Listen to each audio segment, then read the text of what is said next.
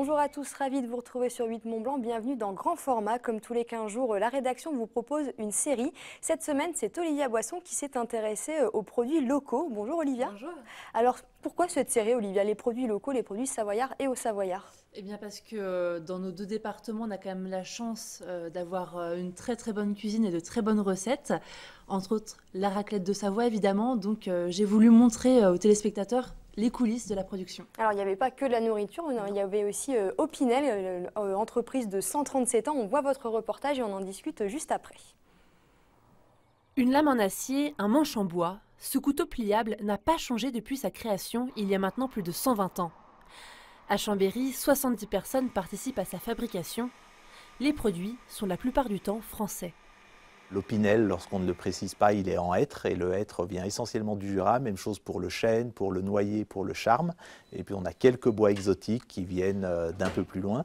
Et les aciers sont fabriqués soit en France pour les aciers au carbone, soit en Suède pour les aciers inoxydables. Les lames et le bois sont transformés sur place. Chaque année, ce sont plus de 4 millions de couteaux qui sont vendus à travers le monde. Et des couteaux très différents, puisqu'il existe environ 300 références. Chaque production est donc millimétrée. On essaye de rester sur un nombre de références assez limité, ceci dit, pour avoir une production extrêmement rationnelle et pouvoir maintenir des bons rapports qualité-prix. Un couteau est composé de 5 objets. La lame, le manche, mais aussi les viroles. Direction l'atelier de fabrication, d'où sortent en moyenne 60 000 viroles par jour. La virole fixe, c'est la partie qui sert à maintenir la lame sur le couteau. Et la virole tournante, c'est la partie qui va servir à avoir l'élément de sécurité pour éviter de se couper. Voilà. Donc cette presse, c'est la dernière presse qui est entrée chez Opinel et c'est celle qui nous permet d'obtenir ces viroles. Une fois tous les composants fabriqués, il faut les assembler. Dans l'atelier de montage, plusieurs postes. Dominique est au poste d'affilage des couteaux. Aujourd'hui, elle s'occupe d'un couteau un peu spécial.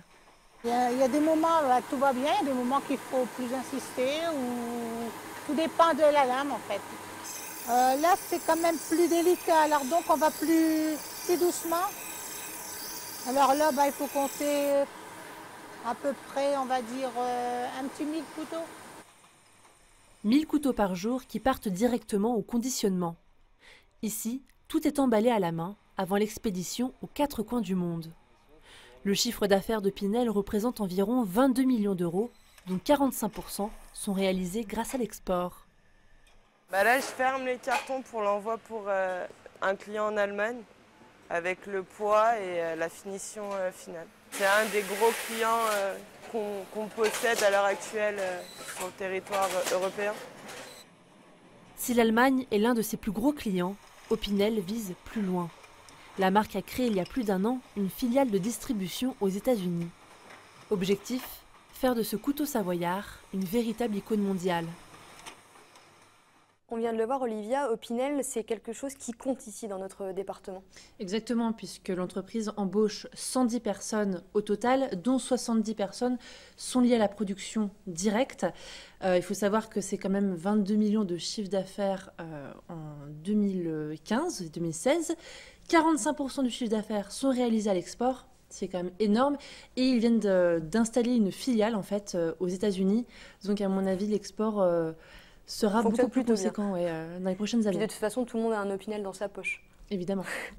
Alors, deuxième épisode, cette fois-ci, on parle nourriture. Vous êtes allé du côté du Léman pour vous allez nous parler de poissons et de terrine. Ce matin, la pêche a été bonne. Une nouvelle positive pour l'équipe d'Éric Jacquier, qui trie les différents poissons. La récolte est destinée à la restauration, mais aussi à la fabrication de terrine. Les poissons ne viennent que du lac Léman. Voilà, on n'a pas de mélange avec d'autres poissons parce que le problème qui se passe aujourd'hui, on va dire, dans le marché de la terrine, c'est un petit peu du grand et n'importe quoi où on va vous dire, voilà, c'est une terrine de poisson qui vient d'ici et puis on va mélanger à tant de pourcents du poisson d'élevage ou du poisson d'importation. Non, nous, on ne fait que le poisson du Léman. Chaque jour, dès 3 h du matin, Éric Jacquier lève les filets. La récolte est très aléatoire. C'est de la pêche artisanale, donc on est tout sauf régulier. C'est pour ça qu'on a plusieurs recettes, parce qu'en général, quand il manque un poisson, on en a toujours un autre qui devient un peu plus prolifique dans nos filets, et à ce moment-là, on change de recette. Voilà. Au total, ce sont 5 poissons qui sont utilisés pour cuisiner les différentes recettes. Ils sont pêchés en France, puis congelés. Le poisson. Dès le lendemain, ils traversent la frontière, direction la Suisse. Ici, Romain prépare une nouvelle recette à base de lotte. C'est assez avantageux de travailler la lotte. Pour ceux qui lèvent les filets, c'est plus contraignant, on va dire ça comme ça, puisque c'est un poisson qui est très difficile à faire en filet pour des novices. Hop. Une fois la lotte coupée en morceaux, Romain continue d'appliquer la recette. Elle fait partie des 12 produits en vente. On a 8 recettes de ferrat et on a les autres poissons du lac, comme le brochet, l'ongle chevalier, la lotte qu'on est en train de faire aujourd'hui et le gardon. Les poivrons sont coupés, les échalotes ciselées. Puis Romain mixe le tout avant la mise en pot. Donc là, on va mettre en bocaux notre masse. Donc on met dans la trémie pneumatique la masse et la trémie va nous doser les pots à 100 grammes ou à 190 grammes selon ce qu'on veut faire. En moyenne, 13 kg de filet équivalent à 220 pots de 100 grammes. Il ne manque plus que l'étiquetage avant d'effectuer un dernier voyage en magasin, toujours au bord du Léman.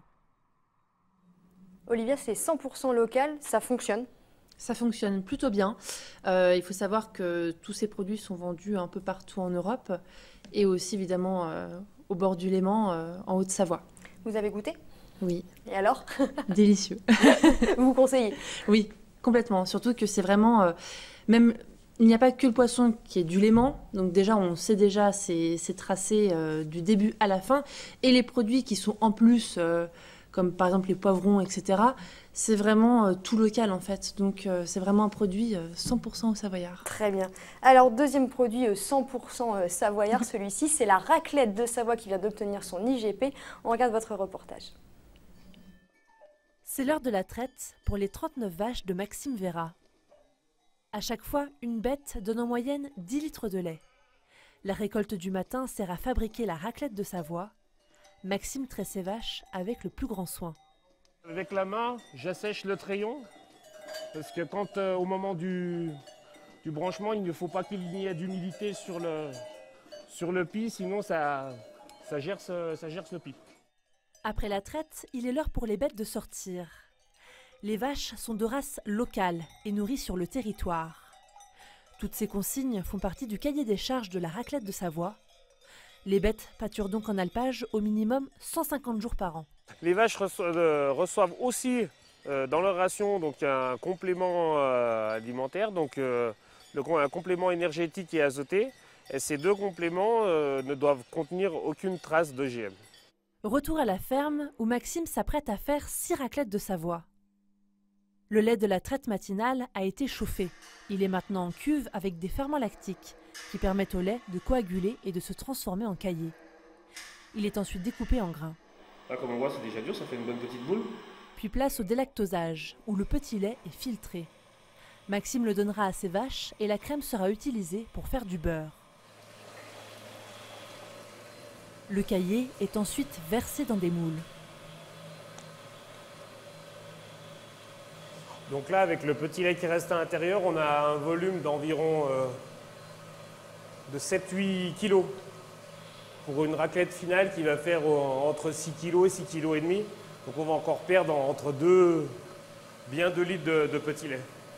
Les meules reposent pendant 5 heures et sont ensuite salées en étant plongées dans un bain de saumure, avant de les retrouver en cave d'affinage sur des planches d'épicéa. Des raclettes que Jean-Pierre et Maxime m'ont livrées ce matin.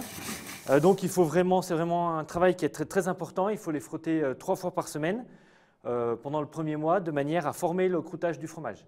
Pour que le fromage prenne une couleur plutôt rosée, que la croûte se forme correctement et pour éviter qu'il y ait de mauvaises moisissures qui se développent sur la surface du fromage. Ces meules de 30 cm de diamètre resteront au minimum 8 semaines en cave d'affinage, avant de se retrouver sous le réchaud des appareils à raclette. Olivia, cette IGP, elle était attendue depuis très longtemps. Oui, alors la filière a déclenché le processus pour obtenir l'IGP il y a déjà plus de 10 ans. L'IGP est effectif depuis le 1er janvier 2017, donc c'est une très bonne nouvelle pour eux puisque leurs produits sont protégés et reconnus comme un gage de qualité du coup. En termes de production, la raclette, c'est quoi en chiffres? C'est beaucoup de chiffres, donc très impressionnant. C'est 2500 tonnes produites en 2015, donc c'est assez énorme, sachant que Maxime Vera, qu'on vient de voir, est un producteur fermier, donc tout est fait à la ferme, et ils sont 10 dans ce cas. Dans la région, donc c'est très peu. Combien il fait de meules, lui, par an? Lui, par an, il fait à peu près 800 meules, donc il m'a dit que c'était pas énorme par rapport aux autres, parce qu'il produit du reblochon fermier aussi à côté, donc il ne peut pas tout faire. Cette IGP, qu'est-ce que ça va apporter à ces producteurs? Ils espèrent que ça sera encore plus reconnu, parce que la raclette, c'est déjà bien connu, mais avec cette IGP, encore plus? C'est la raclette de Savoie, en fait. Donc clairement, les gens ne pourront pas être trompés par rapport aux autres raclettes vendues en supermarché, par exemple. Bon, ça fait du bien, la raclette de ça. Merci beaucoup, Olivia, de nous avoir donné l'eau à la bouche. C'est la fin de cette émission. On se retrouve dans 15 jours pour un nouveau grand format de la rédaction. D'ici là, n'oubliez pas notre site internet 8mondeblanc.fr. À très vite.